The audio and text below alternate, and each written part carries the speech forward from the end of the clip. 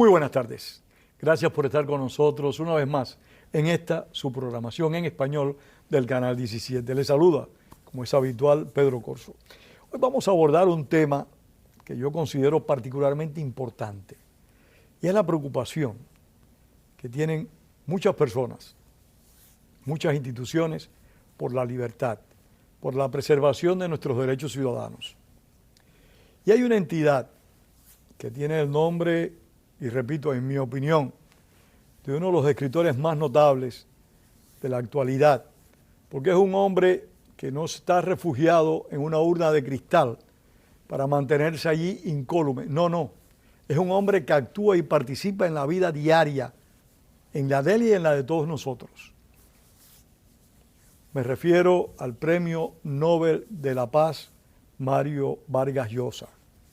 Ese escribidor, palabra que es muy de su gusto, peruano, que nos ha hecho conocer mundos diferentes, pero todos muy interesantes, pero que siempre ha estado comprometido en la lucha por la libertad. Tenemos de invitado a Ramiro Villapadierna. Es el director de una cátedra que fundó Vargas Llosa, que lleva su nombre y que, repito, trabaja y lucha para que nuestros derechos ciudadanos, para que nuestras libertades fundamentales estén siempre preservadas. Ramiro, gracias por estar acá. Gracias a vosotros, don Pedro, muchas gracias. Realmente te estoy agradecido porque, y se lo agradezco también mucho a nuestra común amiga Beatriz Rangel, porque nos ha dado la oportunidad de que nuestros televidentes y yo, pues, tengamos conocimiento de esta labor que está cumpliendo la Cátedra Vargas Llosa, que sin perder tiempo quiero que enfoques y nos dé todos los detalles posibles. El programa es tuyo, así que no te preocupes. Muchas gracias y por el interés que Miami nos ha prestado, especialmente esta televisión pública. Pues la Cátedra Vargas Llosa es la obra y el legado de probablemente el hispanoamericano, el hispano más global, con capacidad de convocatoria más internacional que queda hoy día. No solo es un escritor incontestable, Premio Nobel de Literatura en 2011, sino que es un sabio a la antigua. Cuando digo a la antigua, lo has dicho, creo muy bien, al decir no vive encerrado en su torre de cristal. Es una persona interesada realmente por toda la condición humana, por lo que está sucediendo en todas las Américas, por lo que sucede en las dictaduras, por lo que sucede en las jóvenes generaciones con la Unión Europea, el Brexit, la nueva Rusia de Putin, qué pasa con la China. Es decir, es un intelectual orteguiano, lo decimos con el nombre Ortega y Gasset, porque dices el hombre y su circunstancia que le rodea, ¿no? Entonces, Mario, al mismo tiempo, que ha sido especialmente un hombre hecho a sí mismo, cuando casi adolescente era capaz de hacer 7 trabajos en el mismo día, se fue haciendo a sí mismo y no le debe a nada a nadie, ha estado cerca de distintas opciones, como dice él a veces, muchas veces equivocadas, como tomamos los jóvenes a veces las opciones, y capaz de explicar luego sus equivocaciones y de estar siempre con el rumbo muy claro puesto hacia, primero, la creatividad hispanoamericana es algo muy único, es un fenómeno a preservar, la lengua que tenemos, y por otro, cuáles son nuestros derechos y libertades. Son las dos líneas de trabajo que, por tanto, la Cátedra Vargas Llosa, que es su legado cultural en el mundo, toma como prioritarias. ¿Qué nos une a los hispanoamericanos por encima de lo que muchas veces los políticos de turno que necesitan ganar unas elecciones nos intentan dividir, ¿no? Pero hay cosas que nos unen mucho más, ¿no? Como una lengua extraordinaria, como ser la comunidad de pueblos y de culturas más mestiza, que por eso creamos nosotros en nuestro idioma ese término que no existía en otros, y con una potencialidad cultural y además una comunidad de culturas que es recibida con muchísima simpatía en todo el mundo, no solo porque hoy día todo el mundo baila salsa desde Tokio hasta Toronto, sino porque casi todo lo que envuelve a nuestras culturas, por su colorido, por su amabilidad, por su acogida, por su carácter, su carácter integrador de familia, es realmente recibido con gran simpatía. Entonces, preservar todo lo que nos une por encima de los políticos que nos quieren dividir es muy importante. Los políticos, pretendo darte mi opinión también, no puedo quedarme callado la boca. Los políticos son muy responsables, pero también hay instituciones, hay entidades que hacen tanto o más daño que los políticos, porque realmente se enfocan en dividirnos, en crearnos problemas. Mira, Mario Vargas Llosa, te hablo como cubano ahora, como un hombre comprometido con la libertad y los derechos. Mario Vargas Llosa, en una época en la que el mundo entero, y los intelectuales en particular, le dieron la espalda a los cubanos libres y apoyaban y respaldaban a Fidel Castro, Mario Vargas Llosa fue una luz. Fue el hombre que lo criticó, que lo cuestionó, que cuestionó el marxismo, cuando Jean-Paul Sartre, Simón de Beauvoir, Julio Cortázar, Gabriel García Márquez, todos abrazaron al castrismo. Mario Vargas Llosa fue uno de los pocos que le dijo no al castrismo, que lo enfrentó, porque el castrismo siempre ha tenido no solo una acción política y militar en contra de la libertad, también ha tenido ejércitos culturales para destruir la libertad de todos. Así es. Eso habla de una persona que no solo, como digo, ya desde muy jovencito se tuvo que hacer a sí mismo, no le debe nada a nadie, eso le dio una valentía probablemente diferente, ¿no? Yo creo que esa valentía se ve en tres momentos muy concretos que los separan totalmente de la cultura intelectual del último medio siglo. Primero creo que es la que me estás refiriendo, que es cuando plantea una carta en defensa de Heriberto Padilla y habla con el resto de intelectuales 1968. que en ese momento estaban fascinados, como el propio Mario, fascinados por los desarrollos políticos en Cuba, de la revolución y tal. Y ahí para él es un toque de atención. El resto de los intelectuales en ese momento no consideran que sea oportuno plantear cuestiones difíciles o criticar al nuevo régimen de Fidel Castro, y ahí se separan, se produce una ruptura completa. Mario se queda solo en defensa de un poeta, al cual los escritores prefieren en ese momento defender la política de los políticos a la literatura de los escritores. Mario se queda solo. Y eran escritores en su inmensa mayoría, eran creadores en su inmensa mayoría. Segundo momento para mí es cuando rompe con la fascinación por Sartre. Jean-Paul Sartre ejercía una especie de fascinación y patrocinio sobre toda la cultura desde Francia, desde París, hacia el resto del mundo en ese momento. Y él en un momento dado, que lo estuvo también fascinado por Sartre, madura, crece y dice, para mí la persona importante es Albert Camus, no Jean-Paul Sartre. Y claro, son dos líneas también éticas muy diferentes. Muy diferentes, muy contrarias. Ahí se vuelve a producir otra ruptura con la comunidad intelectual global, o occidental cuando menos, porque Sartre era un ídolo y siguió siendo un ídolo para todos estos. Mario se queda solo defendiendo a Albert Camus como una opción para él éticamente mucho más responsable y egregia.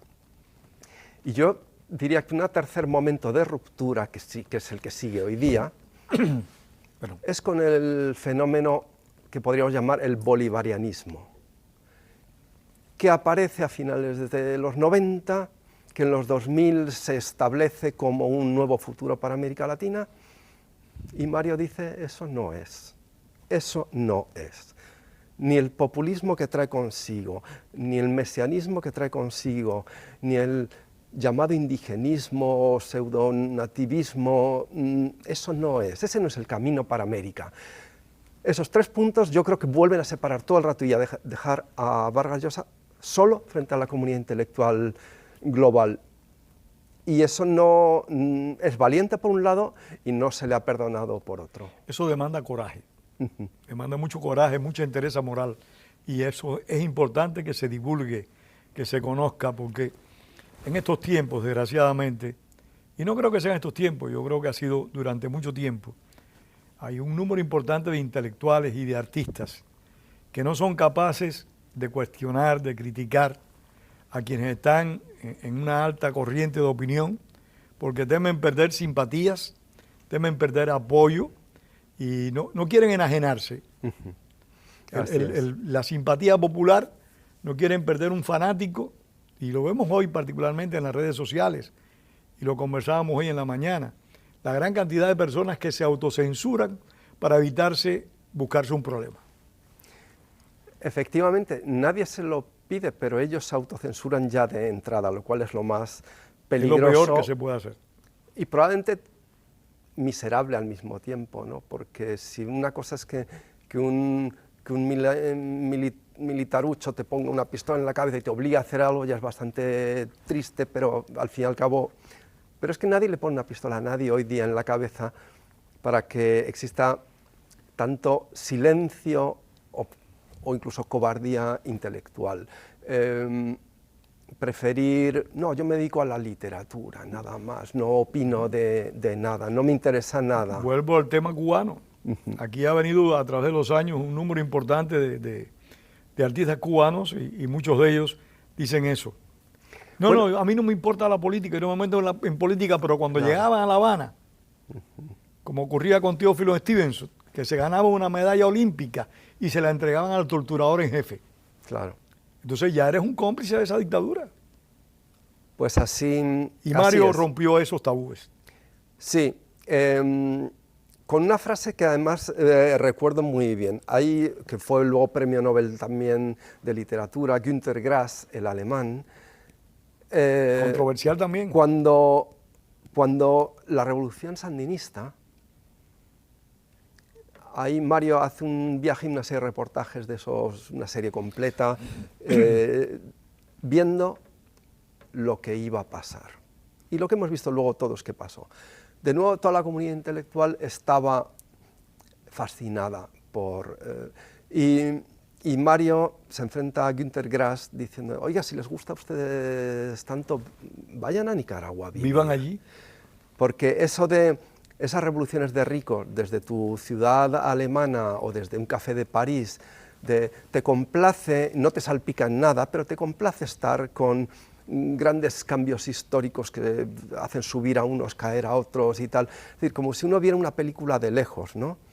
Y Vargas Llosa eso le saca los colores a Günter Grass y de nuevo es muy fácil desde el sofá de tu casa, confortable, o desde una subvención que reciben pues, la gente, los creadores culturales hoy en Europa, hablar o decir cuando nada te salpica, cuando nada te importa. Y eso nos lleva a un terreno. ¿Por qué hoy día no existe contracultura?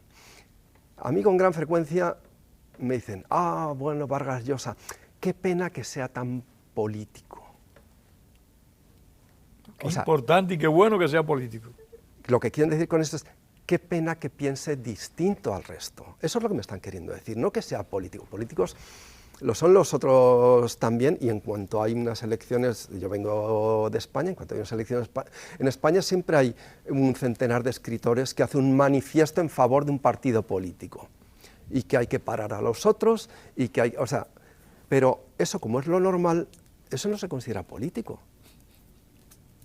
Ni que en los programas de televisión, ni en los manifiestos, ni en los mítines electorales, ni tal, aparezcan junto a políticos o vendiendo un discurso político. Eso está normalizado. La única diferencia con Mario es que Mario dice lo contrario. No es que él es mucho menos político que todos estos, y es honesto, pero sencillamente cuando es distinto. defiende sus ideas por convicción. Y lo cual ha llevado a que contracultura hoy, como la hemos visto después de la Segunda Guerra Mundial, los años 50, años 60, no existe contracultura porque el grupo dirigente de la intelectualidad siempre depende de quién está en el poder. Así que contracultural no lo es nadie. Todo el mundo quiere que le llamen para un curso en la universidad. Todo el mundo quiere que le llamen para escribir un catálogo para el Ministerio de Cultura. Todo el mundo quiere estar a bien con el poder para que le encarguen cosas, para que lo llamen, para estar en los programas de televisión, para que hasta el presidente del gobierno de España, que tiene estas cosas de vez en cuando, invitar a escritores, intelectuales o artistas al Palacio de la Moncloa. Bueno, la curiosidad es el año pasado que invitó a una joven escritora nueva, desconocida, y él dice, pues a los escritores, voy a escribir, que hable la joven escritora nueva. Y resulta que la joven escritora nueva empezó a decir ahí lo que le parecía, y lo que le parecía era lo contrario de la cultura oficial. Qué interesante. Fue tan curioso que nadie aplaudió. Se creó un silencio después, porque el presidente del gobierno se quería adornar con la figura de una joven escritora allí hablando a todos, pero no se había dado cuenta que los intelectuales deben de tener su propia cabeza y pensar y decir lo que piensan, y no lo que le gusta al monarca de la situación, es decir, que el dueño, el jefe, el poderoso. El dueño, el presidente, el tal.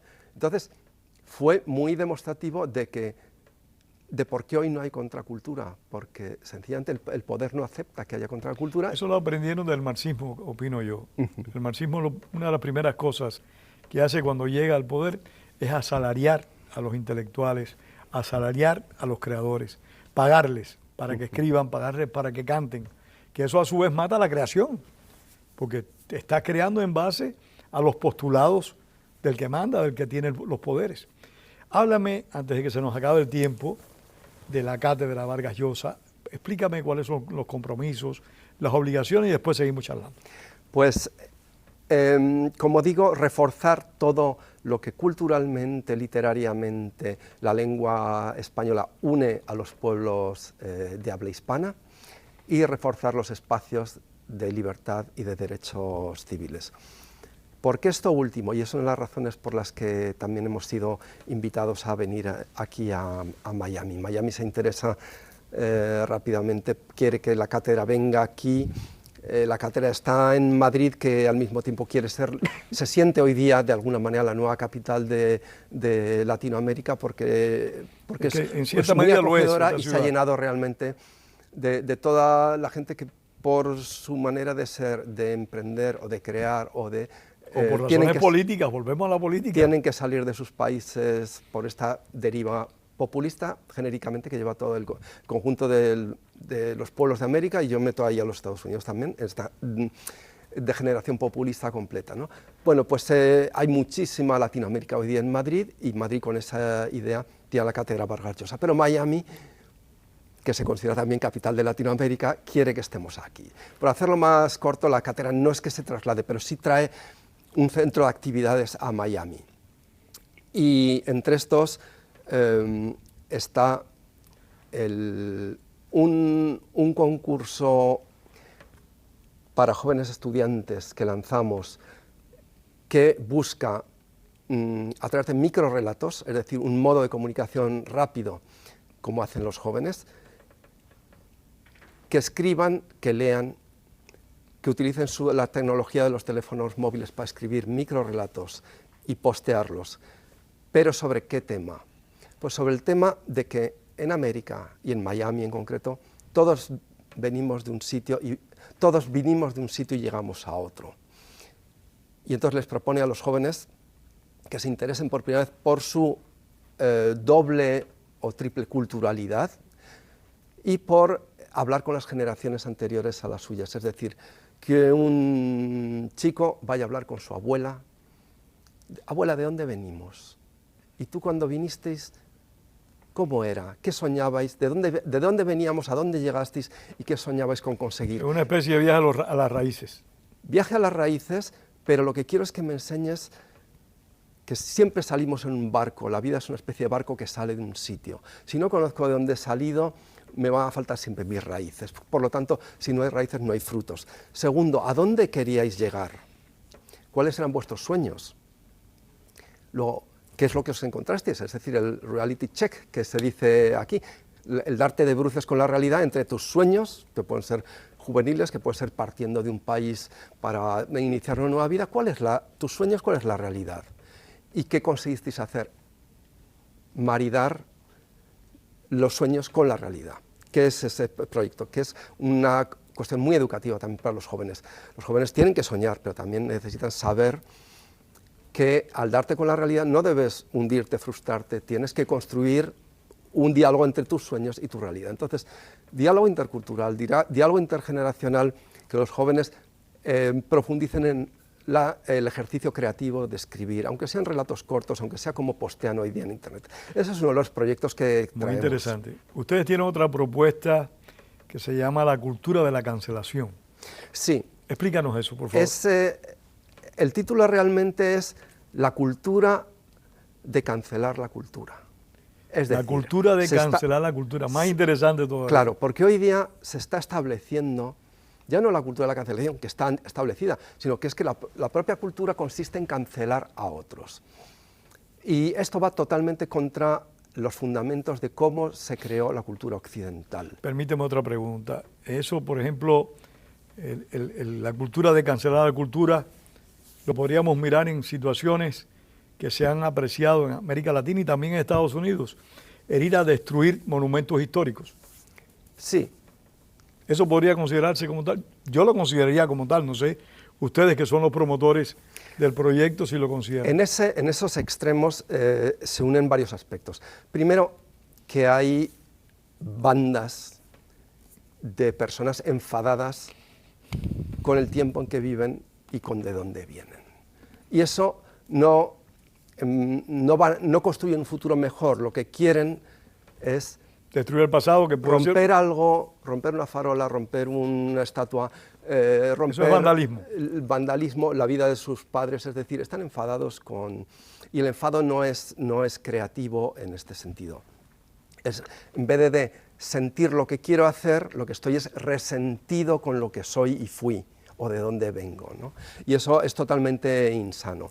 Por lo tanto, sí hay grupos así, sí hay grupos que si no derriban estatuas, sí se cargan la vida de actores y actrices, políticos y tal, porque hoy es barato y gratis, desde tu sofá, a base de clics, una persona enfadada desacredita a otra. Es capaz totalmente... Fusilamiento moral. No, de arruinar tu carrera pasada y futura. Tú no vas a volver a trabajar. Tú no vas a volver a estar en una película, tú no vas a volver a dirigir un concierto o a cantar como Plácido Domingo. Ya no vas a hacer. O sea, te han arruinado la vida completa a coste cero, desde el sofá de mi casa, porque estoy aburrido y enfadado con el mundo y cliqueando nada más. Digamos que eso es uno de los efectos de la cultura de la cancelación. El hecho es que vivimos un tiempo en que las libertades son cuestionadas y son limitadas como nunca lo habíamos vivido en las décadas anteriores. Desde el fin de los totalitarismos no se concebía que nadie cuestionara la libertad. Hoy sí. Hoy día hay muchas personas que dicen, bueno, esta libertad tampoco sé yo para qué y por qué tanta, y si me molestan tampoco necesitas tu libertad para ofenderme a mí. Ya hay un cuestionamiento que es parte de nuestra cultura. Y nosotros tenemos, por suerte, al hispano con mayor nombre y convocatoria y prestigio global, que el tema de los derechos civiles y las libertades le interesa mucho. Digo, bueno, tenemos a esta persona, esta pequeña institución que es la Cátedra Vargas Llosa, y las libertades hoy día donde más atacadas están es en el campo cultural. Hoy un cantante no sabe qué canciones componer, un guionista de cine no sabe cómo escribir un guión que conforme a todas el índice de la Inquisición el índice de Netflix. O sea, que te pueden acusar de cualquier cosa. De todo. Escribes algo que no le gusta a alguien y tranquilamente te dice que eres un racista. Es que es más allá de eso. O que eres homofóbico, que eres cualquier... No sé, no entiendo. Don Pedro, escribes una novela y tu editor se lo va a dar a un cenáculo que se llama sensitivity readers, o sea, lectores con sensibilidades. Y ellos van a hacer un informe diciendo esto sí, esto no, esto y tu editor, aunque la novela esté excelente, no la va a publicar si es negativa. Falta esto, sobra esto, es rural, falta lo urbano, no hay una mujer, falta el hombre, son todos jóvenes, faltan los ancianos, y el editor te va a devolver la novela para que corrijas todo eso. Es decir, tu creatividad está ahora limitada y sancionada. Limitada por un consejo censor que supuestamente representa todas las sensibilidades y que te tiene que decir cómo escribir. Y eso ocurre en el mundo libre. Eso está sucediendo en lo que llamamos el mundo libre, a muchísimos niveles. Pero hoy día las propias multinacionales, las empresas, son prescriptores culturales que dicen que no dicen los de Nike, cómpreme estas zapatillas, estos zapatos de deporte, lo que dicen es, usted tiene que ser mejor persona y nosotros le ayudamos a ser mejor persona para que nos compre las zapatillas. No, antes una empresa de computación como Apple o como lo que sea, da lo mismo, lo que quería es presentarte el mejor ordenador, los mejores zapatos deportivos, los mejores o más baratos, mejor hechos, mejor diseñados, con los colores más... Solo quería eso. Ahora lo que busca es sentirse ellos bien haciéndote a ti una buena persona y que utilices, por ejemplo... Eso entra en el campo de la corrección política, Ramiro. Claro, esos son los que han secuestrado la corrección política, porque la han secuestrado, nosotros estamos a favor de la corrección. La corrección es lo que ha hecho progresar la civilización. Gracias a eso nosotros, aunque seamos distintos, no nos pegamos ni nos matamos. Porque sé perfectamente que yo respeto la tolerancia las también. maneras, la tolerancia, incluso la comprensión, el interés por...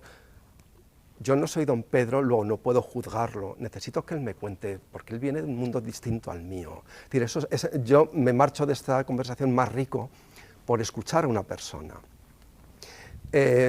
Esto es lo que se le ha puesto fin. Ahora, el que es distinto a mí cuestiona mi manera de ser, y yo no quiero ni que tenga el micrófono, es que no quiero ni que venga a mi universidad, es que no quiero ni que escriba un libro, porque me cuestiona mi manera de ser. Y eso ha llevado a un empobrecimiento que es lo contrario de lo que ha hecho progresar la civilización occidental, que el otro es el que te va a ayudar a ti a ser mejor. Seguro. Uno crece a través del antagonismo y la discusión, siempre con respeto y concordancia. Ramiro, lamentablemente se nos acabó el tiempo. Solo puedo decirte que estas puertas de opiniones están abiertas para ti cada vez que vengas a esta ciudad. Muchísimas gracias. La charla ha sido muy interesante y he aprendido mucho en el día de hoy. Te lo agradezco profundamente. Y a ustedes, por supuesto, que son nuestro principal objetivo, agradarles, gustarles y compartir conocimiento. Les agradecemos este tiempo y siempre tengamos presente, como expresó el apóstol José Martí, la palabra es para decir la verdad y no para encubrirla. Muchas gracias y hasta el próximo domingo.